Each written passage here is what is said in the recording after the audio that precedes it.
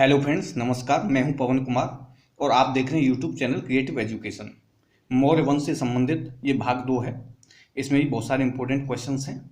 तो शुरुआत करते हैं। क्वेश्चन नंबर 1 है, सम्राट अशोक के किस शिलालेख में पशु हत्या प्रतिबंध लगाने की बात कही गई है?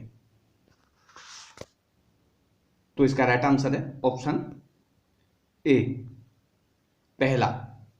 सम्राट अशोक का जो पहला शिलालेख है उसमें पशु हत्या प्रतिबंध लगाने की बात कही गई है। क्वेश्चन नंबर 2 है, सम्राट अशोक की किस शिलालेख में धार्मिक जीवन व्यतीत करने के लिए बारंबार प्रेरणा दी गई है? तो इसका राइट आंसर है ऑप्शन डी, 14वां। सम्राट अशोक के 14वें शिलालेख में धार्मिक जीवन व्यतीत करने के लिए बारंबार प्रेरणा दी गई है।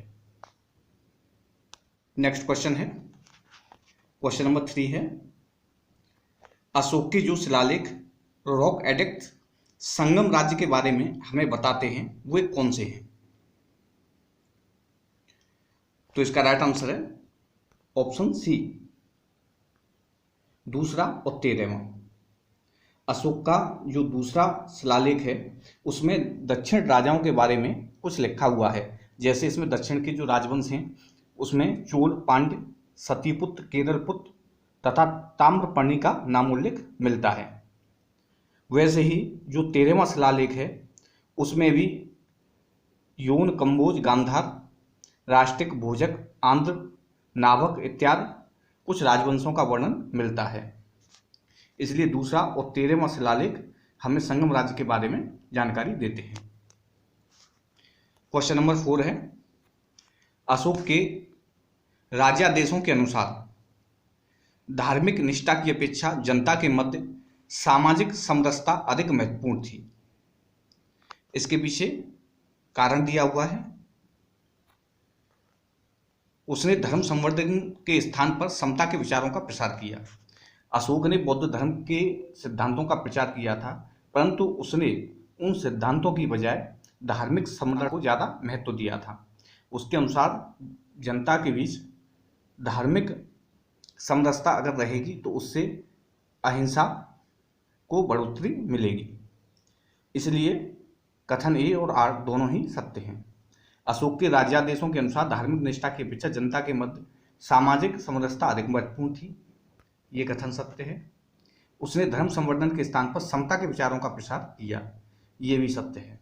इसलिए इसका राइट आंसर है ऑप्शन ए और आर दोनों सही है तथा आर ए की सही व्याख्या करता है। क्वेश्चन नंबर 5 है, अशोक के कौन से शिलालेखों में सभी संप्रदायों के बीच सामाजिक समरसता का उल्लेख किया गया है?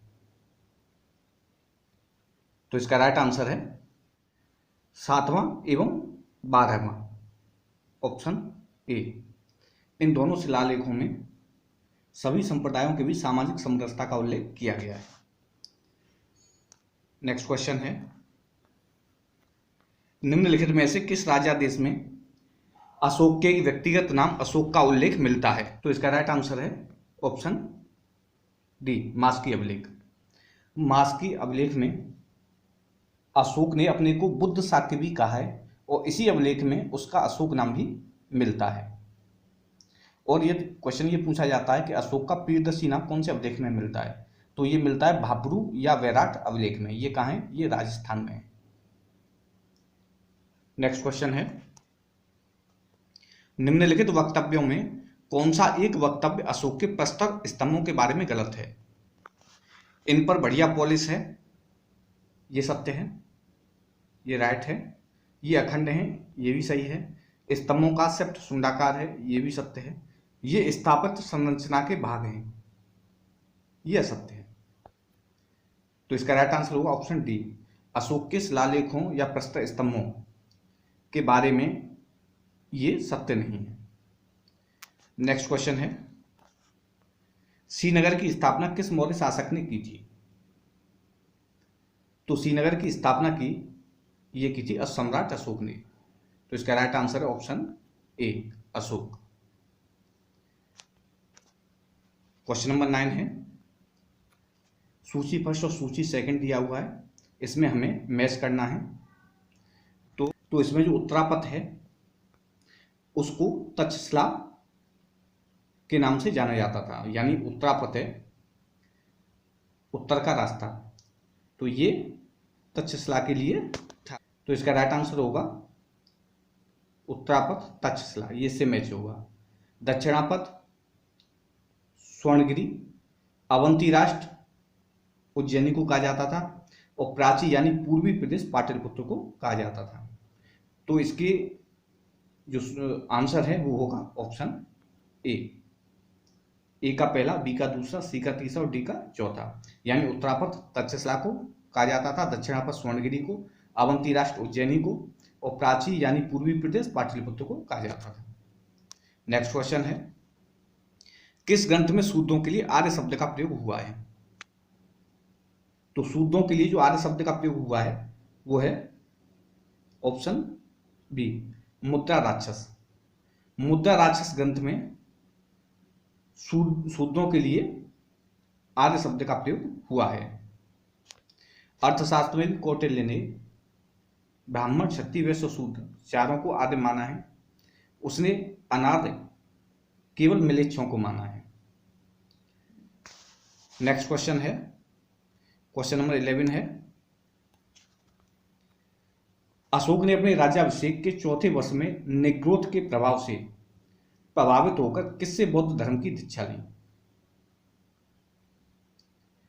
तो इसमें ऑप्शंस दिए हुए हैं, तो इसका राइट आंसर है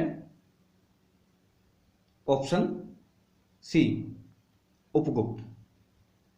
अशोक ने निग्रोध के प्रभाव से प्रभावित होकर उपगुप्त से शिक्षा ली थी। कुछ धार्मिक ग्रंथों में यह भी वर्णन है कि अशोक ने मुगली पुत्र तिस्स से पूर्ण रूप से प्रभावित होकर उसके उपरांत ही बौद्ध धर्म को स्वीकार किया था। परंतु यहां जैसा कि ये क्वेश्चन में है, तो इसका राइट आंसर होगा option C, Upagupta. Question number 12 है, किसने पाटलिपुत्र को पोलीब्रोथा कहा? तो पाटलिपुत्र को पोलीब्रोथा कहा ऑप्शन ए, मेगास्थनीज ने। मेगास्थनीज ने पाटलिपुत्र को पोलीब्रोथा कहा। क्वेश्चन नंबर 13 है, मौर्य काल में एग्रोनोमाई किसे कहा जाता था?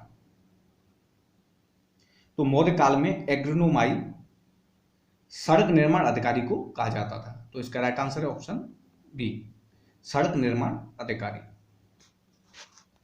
नेक्स्ट क्वेश्चन है, मौर्य काल में गुप्तचरों को क्या कहा जाता था? तो मौर्य काल में गुप्तचरों को ऑप्शन ए, गूढ़ पुरुष कहा जाता था। तो इसका राइट आंसर ऑप्शन ए, गूढ़ पुरुष। क्वेश्चन नंबर 15 है, किस श्रीलंकाई शासक ने अपने आप को मौर्य सम्राट अशोक के आदर्शों के अनुरूप ढालने की कोशिश की? तो इसका राइट आंसर है ऑप्शन सी, टिस। सम्राट टिस ने अपने आप को मौर्य सम्राट अशोक के आदर्शों के अनुरूप ढालने की कोशिश की थी। क्वेश्चन नंबर 16 है, किस जैन ग्रंथ में चंद्रगुप्त मौर्य के जैन धर्म अपनाने का उल्लेख मिलता है? तो जैन ग्रंथ परिशिष्ट पर्वन में चंद्रगुप्त मौर्य के जैन धर्म अपनाने का उल्लेख मिलता है। तो इसका राइट आंसर है ऑप्शन बी, परिशिष्ट पर्वन। नेक्स्ट क्वेश्चन है, किस महीने से मौर्यों का राजकोषीय वर्ष फिस्कल ईयर आरंभ होता था?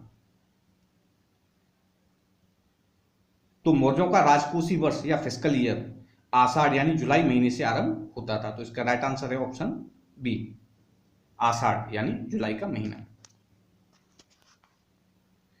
निम्नलिखित में किन किन दक्षिण भारतीय जातियों का उल्लेख अशोक के शिलालेख में किया गया है? तो अशोक का जो दूसरा शिलालेख है उसमें दक्षिण भारत के कई जातियों का उल्लेख किया गया है। उसमें जो मुख्य हैं वो हैं चेद, चोल, पांड्य, केरलपुत्र और सतीपुत्र। तो इन जो ऑप्शंस दिए हुए हैं इसमें पहला सही है चोल, पांड्य है, सतीपुत्र है और केरलपुत्र है। विष्णुकुंड और पल्लव का उसमें उल्लेख नहीं है, केवल चेद, चोल, पांड्य, सतीपुत्र और केरलपुत्र का उल्लेख है। तो इसका राइट आंसर होगा इसमें ऑप्शन ए, पहला, फर्स्ट, थर्ड, फोर्थ और फिफ्थ। चोल, पांड्य, सतीपुत्र और केरलपुत्र। नेक्स्ट क्वेश्चन है, अशोक के बारे में जानने के लिए महत्वपूर्ण स्रोत क्या हैं? तो अशोक के बारे में जानने के लिए जो सबसे महत्वपूर्ण स्रोत हैं वो हैं ऑप्शन बी, शिलालेख। जो शिलालेख 8 मुख्य रूप से 10 शिलालेख हैं जो खुदाई के दौरान पाए गए हैं। उसके उपरांत कई छोटे छोटे शिलालेख हैं जिनसे अशोक के बारे में पता चलता है। तो शिलालेख बहुत ही महत्वपूर्ण स्रोत है अशोक के बारे में जानने के लिए। तो इसका राइट आंसर ऑप्शन बी, शिलालेख। अशोक के काल में कौन सी लिपि दक्षिण भारत में प्रवर्तित हुई थी? अशोक के जो शिलालेख हैं वे कई भाषाओं में मिले हैं। खरोष्टी भाषा में भी प्राप्त हुए हैं, ब्राह्मी भाषा में भी प्राप्त हुए हैं। तो अशोक के काल में वह लिपि जो दक्षिण भारत में प्रवर्तित हुई थी वो है ऑप्शन ए, ब्राह्मी लिपि। ब्राह्मी लिपि अशोक के काल में दक्षिण भारत में प्रवर्तित हुई थी। नेक्स्ट क्वेश्चन है, अशोक का अभिलेख भारतीय उपमहाद्वीप के बाहर भी पाया गया है। निम्नलिखित में किस देश में यह पाया गया है? तो भारतीय उपमहाद्वीप के बाहर भी यह पाया गया है, तो यह पाया गया है ऑप्शन ए, अफगानिस्तान में। अशोक का यह शिलालेख अफगानिस्तान में पाया गया है। शाहबाज गढ़ी अफगानिस्तान और मानसेरा पाक अफगान सीमा पर यह शिलालेख प्राप्त हुए हैं। नेक्स्ट क्वेश्चन है, अत्यंत पॉलिश किए हुए एकाश्म अशोक स्तंभ जिस पांडु रंजित बालू कास्म के एकल टुकड़ों में तक्षित किए गए उसे साधारणतः कहाँ की खदानों से निकाला गया? 6वीं शताब्दी के आसपास जो बर्तन प्राप्त हुए वे अत्यंत पॉलिश किए हुए थे, काले रंग के। तो ये कहाँ से निकाला गया था? जो बालू थी उसे कहाँ से निकाला गया था? तो इसका right answer option A, Mirzapur के समीप चुनार की खानों से। नेक्स्ट क्वेश्चन है, भारतीय लिखने की कला नहीं जानते यह किसकी उक्ति है? तो भारतीय लिखने की कला नहीं जानते यह कहा था ऑप्शन डी, मेगास्थनीज ने। मेगास्थनीज ने कहा था कि भारतीय लिखने की कला नहीं जानते। क्वेश्चन नंबर 24 है, किस मौर्य सम्राट ने एक विदेशी राजा सीरिया के एंटियोकस प्रथम से अंजीर शराब और दार्शनिक को भारत भेजने का आग्रह किया था? तो ये जो आग्रह किया था ये किया था ऑप्शन बी, बिंदुसार ने। बिंदुसार ने सीरिया के एंटियोकस प्रथम से अंजीर शराब और दार्शनिक को भारत भेजने का आग्रह किया था। उसमें से एंटियोकस प्रथम ने अंजीर और शराब को तो भेज दिया था परंतु दार्शनिक को नहीं भेजा था। नेक्स्ट क्वेश्चन है, अशोक द्वारा कलिंग पर चढ़ाई की जानकारी के लिए कौन सबसे महत्वपूर्ण स्रोत है? तो इसका राइट आंसर है ऑप्शन सी, तेरेमा। 13वें वृहत शिलालेख में इस बात का उल्लेख है कि अशोक ने कलिंग पर चढ़ाई की। उसमें यह भी वर्णन है उसमें कितने लोग घायल हुए, कितने लोगों की जानें गई, ये सब कुछ उसमें अशोक के कलिंग शिलालेख में वर्णन है। और ये शिलालेख कौन सा? 13वां वृहत शिलालेख। नेक्स्ट क्वेश्चन है, बिंदुसार की मृत्यु के समय अशोक एक प्रांत का गवर्नर था, उस प्रांत का क्या नाम था? तो बिंदुसार की मृत्यु के समय अशोक एक प्रांत का गवर्नर था और वह प्रांत था ऑप्शन ए, उज्जैन। उज्जैन प्रांत का यह गवर्नर था। किस शिलालेख में अशोक ने घोषणा की है कि सभी मनुष्य मेरे बच्चे हैं? तो इसका राइट आंसर है ऑप्शन सी, 5वां वृहत शिलालेख में अशोक ने यह घोषणा की है कि सभी मनुष्य मेरे बच्चे हैं। नेक्स्ट क्वेश्चन है, कौन सी घोषणा युद्ध और हिंसा के प्रति अशोक के आंतरिक दुख को स्पष्ट करती है? तो इसका राइट आंसर है ऑप्शन डी, कलिंग का पृथक शिलालेख। इसमें अशोक ने युद्ध की त्रासदी का विस्तृत वर्णन किया है और इससे संकेत मिलता है कि वह युद्ध का विरोधी क्यों हो गया था। नेक्स्ट क्वेश्चन है, किस शिलालेख में अशोक ने यह घोषणा की है कि किसी भी समय चाहे मैं खाता हूं या रानी के साथ विश्राम करता रहूं या मैं अपने अंतरशाला में रहूं, मैं जहां भी रहूं मेरे महामात्र मुझे सार्वजनिक कार्य के लिए संपर्क कर सकते हैं।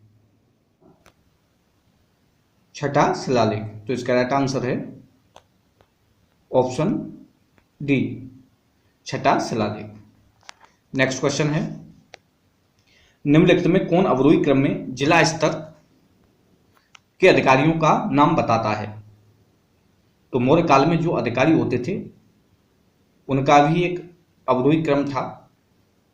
तो इसका राइट आंसर है ऑप्शन ए, प्रादेशिक, राजयुग और युक्तक, ये सही क्रम बताता है मौर्य काल में जिला स्तर के अधिकारियों के नामों का। नेक्स्ट क्वेश्चन है, बिष्टी क्या है? मौर्य काल में बिष्टी किसे कहा जाता था? तो इसका राइट आंसर है ऑप्शन बी, बेगारी।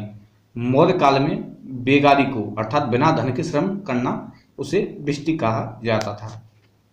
नेक्स्ट क्वेश्चन है, मौर्य काल में सीता से क्या तात्पर्य है? तो मौर्य काल में सीता से तात्पर्य है राज की भूमि से प्राप्त आय। तो इसका राइट आंसर है ऑप्शन सी, राज की भूमि से प्राप्त आय। मौर्य काल में दो तरह की भूमि होती थी, एक राज की भूमि और एक किसानों के पास भूमि। इन दोनों पर अलग अलग कर लगाया जाता था। राज की भूमि पर जो कर लगाया जाता था उसको सीता के नाम से जाना जाता था। नेक्स्ट क्वेश्चन है, निम्नलिखित में मौर्य कला का सबसे अच्छा नमूना कौन सा है? तो मौर्य कला का जो सबसे अच्छा नमूना है वो है ऑप्शन ए, स्तंभ। स्तंभों को मौर्य काल का सबसे अच्छा नमूना माना जाता है।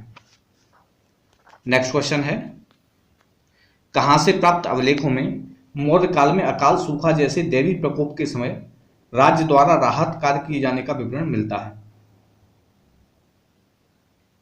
तो बांग्लादेश और उत्तर प्रदेश के सोगोरा से प्राप्त अभिलेखों में आपदा के समय राज्य द्वारा राहत कार्य किए जाने का विवरण मिलता है। तो इसका राइट आंसर है ऑप्शन ए, महास्थान बांग्लादेश और सोगोरा उत्तर प्रदेश।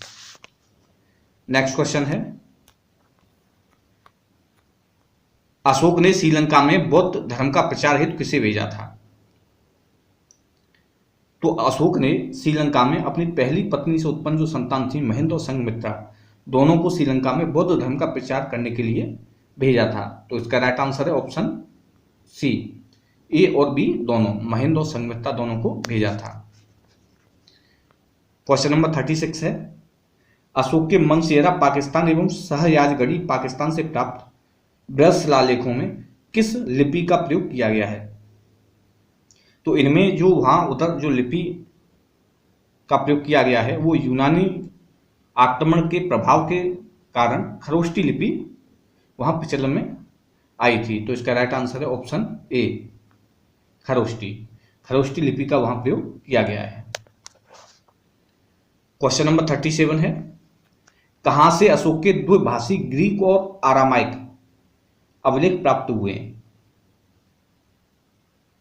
तो अशोक के जो द्विभाषी अभिलेख जो प्राप्त हुए वो प्राप्त हुए ऑप्शन ए, शेर ए कुना कांधार यानी अफगानिस्तान से।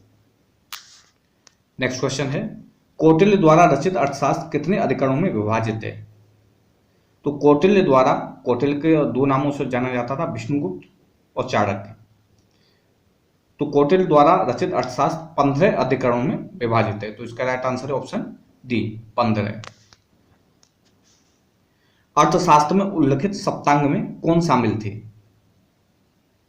तो अर्थशास्त्र में कौटिल्य ने जो लिखा है उसमें सप्तांग में राजा, क्षेत्र, प्रशासन एवं कोश शामिल थे। तो इसका राइट आंसर है ऑप्शन ए, राजा, क्षेत्र, प्रशासन एवं कोश। नेक्स्ट क्वेश्चन है, अशोक का समकालीन तुर्मय कहां का राजा था? तो अशोक का समकालीन तुर्मय जो शासक था वो ऑप्शन ए, मिस्र का शासक था। किसके शासनकाल में डायमिक्स या डीमेकस भारत आया था? तो डायमिक्स या डीमेकस बिंदुसार के शासन काल में भारत आया था। तो इसका राइट आंसर है ऑप्शन बी, बिंदुसार। बिंदुसार चंद्रगुप्त मौर्य का पुत्र था। मौर्य काल में रंड का क्या अर्थ है? संकट काल में लगाया जाने वाला कर, नगद रूप में लिया जाने वाला कर, व्यापार कर या निर्यात कर। तो मौर्य काल में जो हिरण्य का अर्थ है वह है नगद रूप में लिया जाने वाला कर। तो इसका राइट आंसर है ऑप्शन बी, नगद रूप में लिया जाने वाला कर। अग्रामात्य का क्या अर्थ है? जैसे महामात्य होते थे, ऐसे ही अग्रामात्य भी मौर्य काल में एक पद था। तो अग्रामात्य का अर्थ है ऑप्शन ए, प्रधानमंत्री का पद। प्रधानमंत्री के पद को मौर्य काल में अग्रामात्य के नाम से जाना जाता था। क्वेश्चन नंबर 44 है, मौर्य साम्राज्य में दुर्भिक्ष काल में राहत कार्य के लिए कोष्ठागारों के अस्तित्व का प्रमाण निम्नांकित में से किससे ज्ञात हुआ है? तो मौर्य साम्राज्य में दुर्भिक्ष यानी अकाल काल में राहत कार्य के लिए कोष्ठागारों के अस्तित्व का प्रमाण सौगोरा पट्ट अभिलेख से प्राप्त हुआ है। इसका राइट आंसर ऑप्शन डी, सौगोरा पट्ट अभिलेख, जो उत्तर प्रदेश के गोरखपुर के पास स्थित है और ये ताम्र पर अंकित एक अभिलेख है। तो ये थे इंपॉर्टेंट क्वेश्चंस, मौर्य काल से संबंधित जो इंपॉर्टेंट क्वेश्चंस हैं वो पार्ट फर्स्ट और ये पार्ट सेकंड था। इसमें लगभग प्रतियोगी परीक्षाओं में जो भी प्रश्न पूछे जाते हैं वो सभी शामिल हैं। आपको ये वीडियो कैसा लगा ये आप कमेंट बॉक्स में कमेंट करके जरूर बताएं, और चैनल को अगर आपने सब्सक्राइब नहीं किया है तो आप चैनल को सब्सक्राइब कीजिए। ऐसी वीडियो हमारे चैनल पर हर 1-2 दिन में आती रहती है। यह वीडियो देखने के लिए आपका बहुत बहुत धन्यवाद।